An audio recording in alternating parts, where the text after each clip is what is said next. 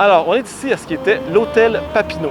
Tout le bloc qu'on voit ici, c'était l'hôtel Papineau, qui a été construit en 1923 pour accommoder les gens qui étaient en train de construire le pont Jacques-Cartier, qui est un petit peu par là-bas. Alors, c'était Léda Duhamel qui était la propriétaire de cet hôtel-là. C'était très, très rare à l'époque qu'une femme comme ça était propriétaire de nos si gros établissements. Et c'est en 1930 qu'on a construit le Lion d'Or. Donc, l'hôtel s'est agrandi. On a construit un deuxième étage et le premier étage est devenu, en 1930, le Lion d'Or.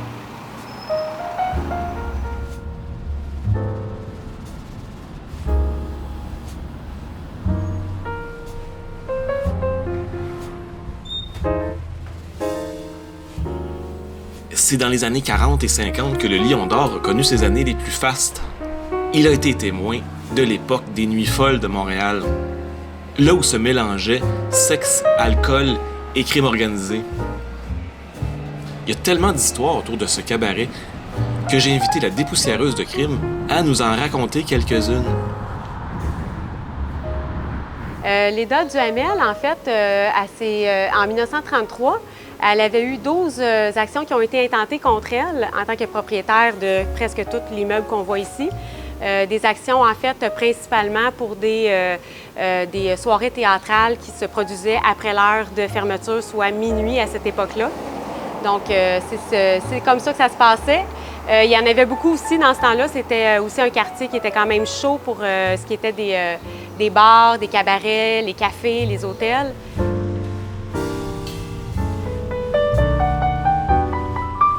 C'est en 1927 qu'il y a eu, disons, le fait divers qui m'a le plus marqué en fouillant dans les archives de journaux pour le cabaret Lion d'Or. C'est avec un employé, encore une fois, Aurel Rioux, qui travaillait au cabaret, qui a dû mettre à la porte 2 fois un certain Ovila Robert. Puis, donc, la deuxième fois, je pense qu'il a dû être un peu plus brusque. Et là, c'est un peu mystérieux ce qui s'est passé, c'est que 5 minutes plus tard, Ovila Robert a été retrouvé ici sur le trottoir, inconscient, et finalement est décédé. Le rapport d'autopsie a révélé que M. Robert avait une ecchymose à l'œil, une hémorragie cérébrale ainsi qu'une fracture du crâne.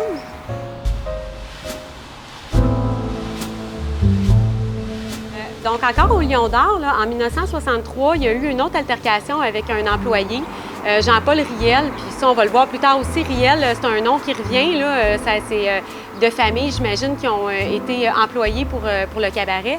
Dans le fond, lui a été poignardé par un monsieur qui s'appelait Aurelio Ferreira, qui s'en est pris à lui pour une altercation, là, une chicane qui s'est produite dans le cabaret. Pas longtemps après, en 1965, il y a eu une assez importante fusillade au Lion d'Or encore. Dans le fond, il y a 2 hommes qui sont rentrés, qui ont fusillé de part et d'autre vers les clients, qui sont partis, ils ont laissé un cocktail Molotov en avant de l'endroit. Puis finalement, il y a eu beaucoup de chance dans ça parce qu'il y a simplement eu un client de blessé, mais il n'y a pas eu de mort parce que pourtant, il y avait eu quand même beaucoup de projectiles qui avaient été tirés envers les clients.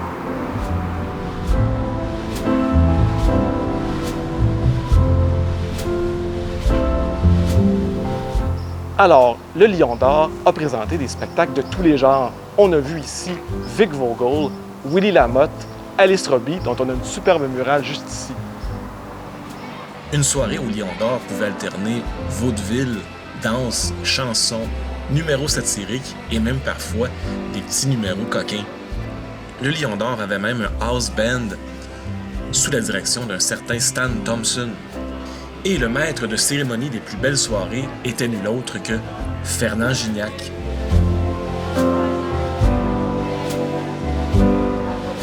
En 1972, plusieurs décennies plus tard, on retrouve encore le Guy Robitaille qui avait été blessé en fait en 1956 par balle. En fait, il était devenu le gérant du cabaret Lion d'Or et il a été assassiné à Prévost. Après ça, en 1973, à peine un an plus tard, le successeur, dans le fond, le deuxième gérant après le meurtre de M. Robitaille, il y a eu un autre meurtre d'un autre gérant, M. Riel, qui était aussi le fils du propriétaire, qui a été assassiné à sa résidence à Longueuil. En fait, c'est un camelot qui l'a retrouvé.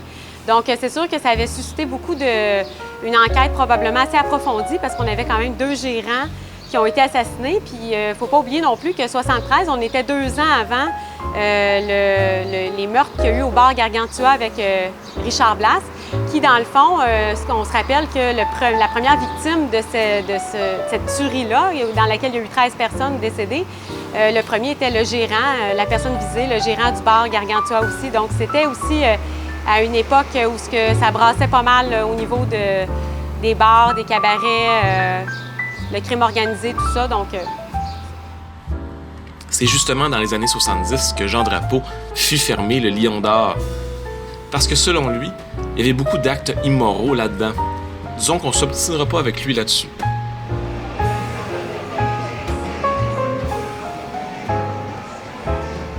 Heureusement, le Lion d'Or réouvrira ses portes quelques temps plus tard. Et encore aujourd'hui, on y présente des spectacles très variés, du théâtre, de l'humour, de la chanson. Mais ça, évidemment, c'était avant le virus.